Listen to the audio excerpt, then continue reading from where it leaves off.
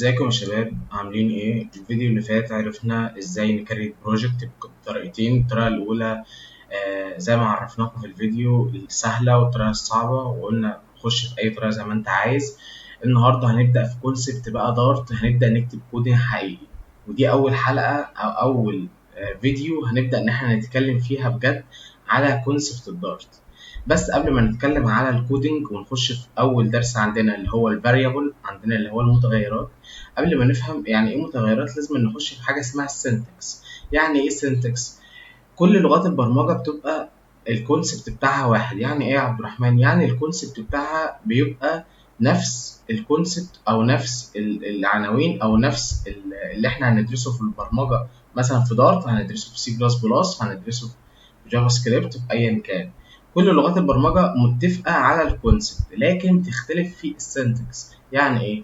يعني دلوقتي لو انا متاسس مثلا سي بلس بلس ومتاسس بايثون مثلا، في الكونسبت بتاع سي بلس بلس هتروح هناك هتلاقي في حاجه اسمها فاريبل، هي متغيرات. هتيجي في جافا سكريبت مثلا هتلاقي في حاجه اسمها فاريبل.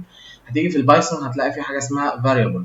طيب، وفي الدارت هتلاقي برضو في حاجه اسمها فاريبل. فكده احنا متفقين في في الكونسبت، لكن طريقه كتابه الفاريبل في السي بلس بلس غير طريقه الكتابه في الدارت، ولازم تكون فاهم الكلام ده كويس.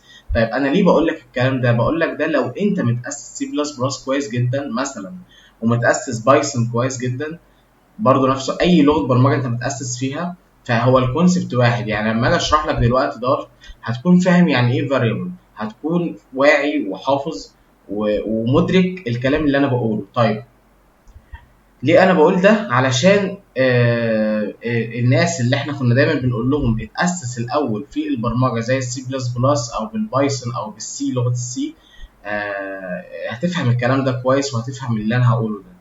طيب الناس بقى اللي مش متأسسة، هل معنى كده ان انا مش هفهم اللي انت بتقوله؟ لا طبعا هتفهم، طول ما انت معايا هتفهم بإذن الله ان شاء الله. يعني واحدة واحدة، بس خد الكلام واحدة واحدة وافهم، وحاول تكتب بالورقة والقلم وان شاء الله خير. طيب النهاردة هنبدأ ان احنا نشرح عندنا الجزء اللي هو مهم جدا اللي هو الفاريبل، وعايزين نفهم يعني ايه اصلا فاريبل. فاريبل يعني متغيرات. يعني ايه متغير؟ المتغير ده اصلا انا بعمله ليه؟ المتغير ده من اسمه حاجة بخزن قيمة فيها، تمام، وبتبدأ إن هي تتغير ليه؟ متغير بخزن قيمة فيها. يعني مثلا عندنا دلوقتي السين والصاد في الرياضة، ده اسمها متغيرات. نفس الحوار بالظبط كده في البرمجة، في حاجة اسمها متغير، بس كل متغير عندنا بيبقى له حاجة اسمها داتا تايب، وبيبقى ليه ترتيب معين. يعني المتغير بيتعمل ازاي يا شباب؟ خلينا بس نمسح الجزء ده كده. يعني المتغير بيتعمل ازاي؟ الاول حاجه المتغير لازم يبقى ليه اسم. يعني انا مثلا دلوقتي هسمي، مثلا انا عايز اعمل متغير اخزن فيه اسمي، فهعمل مثلا نيم. طيب النيم ده يا شباب ده اسم، ماشي؟ النيم ده اسم هخزن فيه نص، صح؟ تمام. فعلشان اخزن فيه صح، قصدي نص، فهروح اعمل ايه؟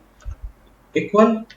احنا كده سميت الفاريبل اللي هو المتغير، وهديله بقى قيمته اللي هو بسمي الاسم وبعدها ادي القيمه بتاعته. طيب القيمه بتاعته هنا سترينج، فهبدا ان انا اعمل سنجل كوتيشن او دبل كوتيشن، اللي هو شيفت طه، او طه على طول اللي هو السنجل يعني.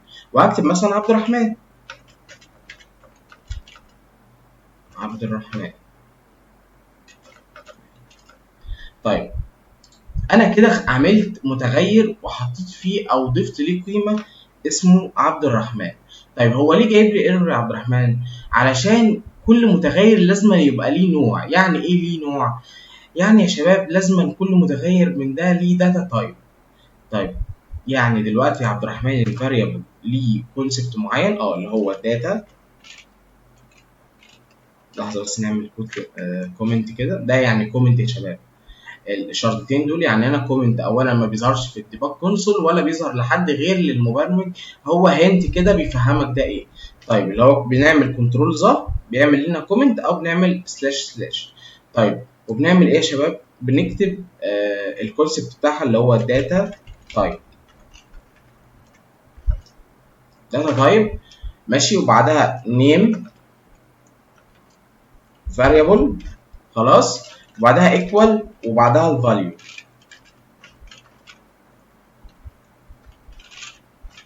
يبقى ده الكونسبت بتاع اي متغير هبدا انشئه. تمام. داتا تايب نوعه ايه. تمام. وبعدها هديله اسم ايه، وبعدها هديله القيمه بتاعته. طيب يا شباب، يعني ايه اصلا داتا تايب؟ هفهمها لكم ده في الفيديو الجاي باذن الله. طيب دلوقتي في حاجه مهمه جدا عايز افهمها. انا دلوقتي شغال في مصنع، المصنع ده بينتج حديد وخشب. خلاص. في كونتينر هنا، مكان يعني بخزن فيه حديد، وفي مكان هنا بخزن فيه خشب. فكل حاجه بتبقى ليها حاجتها، يعني ما ينفعش مثلا اجي اجيب الخشب احطه مع الحديد، واجيب الحديد احطه مع الخشب، ده اسمه عك. فكل حاجه بيبقى لها مكان. هنيجي المكان اللي احنا بنحط فيه الحديد ده هو ده الداتا تايب بتاعي. تمام. اللي بخزن فيه الحديد. ما ينفعش مثلا نيجي بقى نتحول للكودينج، ما ينفعش مثلا اجي اخزن دلوقتي ده نص اخزنه اديله داتا تايب ان انا اخزن رقم، ده اسمه حاجه عك. فده دلوقتي نص. طيب في الداتا بتاعته طيب ايه يا عبد الرحمن؟ الداتا تايب بتاعته اسمها سترينج، يعني هخزن نص يا عبد الرحمن. طيب سترينج اهو، طبعا الاس كابيتال. هو حد يعني طبعا مش عايزك تفهم الداتا تايب دي دلوقتي، انا عايزك تفهم ان انا هخزن قيمه سترينج، فالداتا تايب بتاعتها نوعها سترينج، القيمه بتاعتها نص. اي سترينج بيتحط بين دبل كوتيشن او سنجل كوتيشن الفاليو بتاعتها، فهنكتب سترينج. تمام. طبعا الايرور اتشال. طيب يا عبد الرحمن في خط اصفر كده او اورنج كده تحت النيم، ده معناه ايه؟ ده معناه بيقول لك ان انت لسه ما استدعيتش النيم دي او استخدمتها في حاجه، فهو دلوقتي ما فيش قيمه. طب يعني ايه اصلا انا اخزن متغير او اعمل متغير؟ في الكاشنج بتاع الكمبيوتر بتاعك بيبدا ان هو يعمل مساحه او يبدا يحجز مساحه للمتغير بتاعك ده او النص بتاعك ده. يعني ايه؟ دلوقتي في اي كمبيوتر عندنا بيبقى في حاجه اسمها رام، او بيبقى في مساحه تخزين مؤقته ودائمه. هو بيبدا ان هو ياخد مساحه من المساحه التخزين ديت، تمام، ويخزن فيها النص. بناء عليه بنبدا ان احنا نخزن القيمه دي او نستعملها في وقت تاني او في الكودينج يعني. طيب دلوقتي انا عملت داتا تايب سترينج وسميته نيم واديت له قيمه عبد الرحمن. طب ليه حضرتها بين سيمي كوتيشن؟ لان الداتا تايب بتاعت سترينج زي ما انا عرفتكم. طيب هنعمل كده تيست، هنعمل برنت. طبعا انتوا فاهمين برنت دي دلوقتي. برنت، والبرنت ديت هقول له اطبع لي يا كومبايلر النيم. تمام. طيب دلوقتي هو معترض ليا لان انا كاتب اصلا النيم غلط. ماشي. عدلت النيم اهي وبدا ان هو عمل لي برنت. طيب نيجي كده نشوف، لو عملنا رن دلوقتي كده هنشوف ايه اللي هيحصل لينا. هيبدا ان هو يطبع ليا عبد الرحمن اهو طبع ليا عبد الرحمن. لو عملنا كده رن تاني طبع ليا عبد الرحمن. طيب هو البرنت ده يا عبد الرحمن ده ايه بالظبط؟ ده برنت بيطبع عندي اي فاريبل، اي نص، اي رقم، اي حاجه انا عايز اطبعها في الديباج كونسول زي ما انا وضحت لكم قبل كده. طب دلوقتي انا عايز اعمل متغير مثلا اخزن فيه عمر، فالعمر ده من نوع مثلا بيبقى رقم صحيح. فالرقم الصحيح عندنا دي داتا تايب اسمها انتجر. ماشي. انتجر، وهي اختصارها كلمه انت. هسميها ايج اللي هو العمر مثلا، سوري. تمام. وهديله فاليو نفس الكونسبت برضو داتا تايب، بعدها نيم وبعدها بديله الفاليو. مثلا انا عمري 23 سنه. تمام. طيب كده انا عملت فاريبل اهو خلاص، وعايز اعمل برنت برضو اشوف. طيب برنت اهو، سوري. طيب خلينا بقى اعرفكم بالمره كونسبت كده جميل وسهل. لو انا عايز اعمل كوبي للبرنت ده بسرعه، فبعمل في الفي اس كود. تمام. في الفي اس كود بعمل الت شيفت وبنزل سهم تحت، خلاص بيطبعه لي تاني. وبدل ما اعمل نيم هعمل ايج. احفظوا الاختصارات دي، هديكم شويه اختصارات حلوه جدا هتفيدكم في كتابه الكود اسرع. طيب دلوقتي لو عملنا كده ران هنشوف ايه اللي هيحصل. هيطبع عليا المفروض عبد الرحمن وبعدها 23 سنه. طيب دلوقتي في حاجه مهمه جدا لازم تفهموها. لو انا جيت جددت القيمه بتاعت الايدج دي، يعني انا لو جيت دلوقتي خليت الايدج ديت مثلا 60 سنه، هل هيطبع عليا ال 23 ولا هيطبع عليا ال 60 سنه؟ يعني انا لو جيت دلوقتي كتبت كده ايدج ايكوال مثلا 60 ورحت عامل كده ايه سيمي كولن، هو دلوقتي هيطبع عليا ال 23 ولا هيطبع عليا 60؟ لا، هو هيطبع عليا 60. ليه يا عبد الرحمن هيطبع عليا 60؟ علشان الكودنج عموما او لما بتيجي تعمل رن الكود بياخد من فوق لتحت، من الاتجاه من فوق لتحت. فدلوقتي هو حجز قيمه الايدج في المساحه التخزين في الكمبيوتر عندك ب 23، وبعدها لقيت ان قيمه الايج بدا يتغير ليا بقت 60، فهو بياخد ليا اخر قيمه. تمام، بياخد اخر قيمه الايدج بدات ان هي تتعمل. يعني انا دلوقتي يا عبد الرحمن لو جيت عملت اديت النيم دي قيمه ثانيه مثلا ايكوال، واديت له سترينج وسميته مثلا احمد، هيبدا يعمل ايه؟ طبعا هيخلي النيم بتاعي احمد والاتش دي نفس الحوار برضو ونفس الحاجه. طب يا عبد الرحمن انت مش 60 هنا ديت هنا ودي هنا ليه احمد الاول وبعدها 60؟ لان انا عامل برنت هنا نيم الاول وبعدها برنت الاتش. خلاص.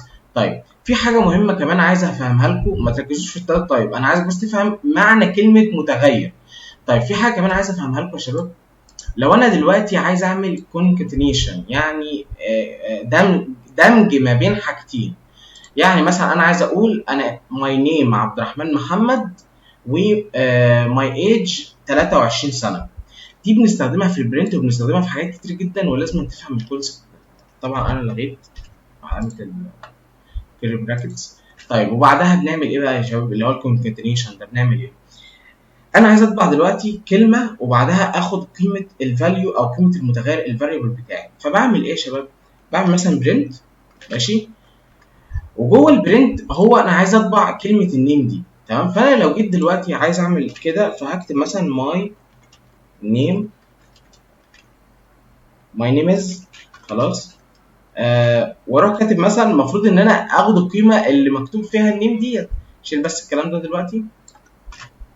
تمام، المفروض اخد القيمه اللي موجوده اللي هي عبد الرحمن دي. يعني انا المفروض اكتب هنا كده عبد الرحمن، بس انا مش هكتب عبد الرحمن، انا عايز اخد القيمه بتاعت الفاريبل نفسه. فهكتب من هنا كده مثلا النيم. طب هو كده عبد الرحمن هيعرف ليه المتغير؟ يعني هيعرف ليه ان النيم دي فيها قيمه اسمها عبد الرحمن؟ لا. يعني انا لو جيت كده عملت ران هيطبع عليا ماي نيم اسم نيم، ماي نيم از نيم، ده اسمه هبل. طيب انا عايز اخد القيمه اللي جوه المتغير ده يا شباب، اعمل ايه؟ هاجي هنا كده وبعمل دولار، علامه الدولار دي. ده كده انا بقول له جوه النص ان في فاريبل هنا هات لي القيمه بتاعته وخزنها لي. فكده انا لو عملت ران هيبدا ان هو يكتب لي ماي نيم از عبد الرحمن. تمام، نفس الحوار بالظبط. لو انا جيت هنا كتبت كده برنت، ماشي، وعملنا برضو اللي هو السترنج اللي هو سنجل كوتيشن، وكتبت ماي ايج از، وعملنا نفس الحوار برضو الدولار وعملنا ايج. خلاص، ده معناه ايه يا شباب؟ ده معناه ان انا بقول له انا عايز اعمل برنت لقيمه الايدج اللي هي متخزنه فيها قيمه الايدج اللي هي 23 وبتساوي 23. عايز اقول ماي ايج از 23، يعني انا عمري 23، واعمل كده رن. هيبدا ان هو يكتب ليا ماي نيم از عبد الرحمن، ماي ايج قصدي از 23. ده اسمه الكونكاتينيشن، بدمج ما بين في النص نفسه. وده طبعا هيفيد جدا جايه، بس انا عايزك تفهم دلوقتي يعني ايه متغير وايه الكونسبت اللي احنا عملناه للفاريبل. اللي هو الفاريبل بيتكون من داتا تايب وبعدها نيم وبعدها فاليو زي ما احنا عرفناكم، وبعدها بنبدا ان احنا نعمل برنت او نتست عليه او نعمل اي حاجه احنا عايزين نعملها على الفاريبل دي او نخزن عليها. تمام، وبكده نكون خلصنا الفيديو ده. معلش طولت عليكم، وان شاء الله الفيديو الجاي هنبدا نشرح ايه انواع الداتا تايب، عشان الفيديو الجاي مهم جدا. ركزوا معايا، والسلام عليكم ورحمه الله وبركاته.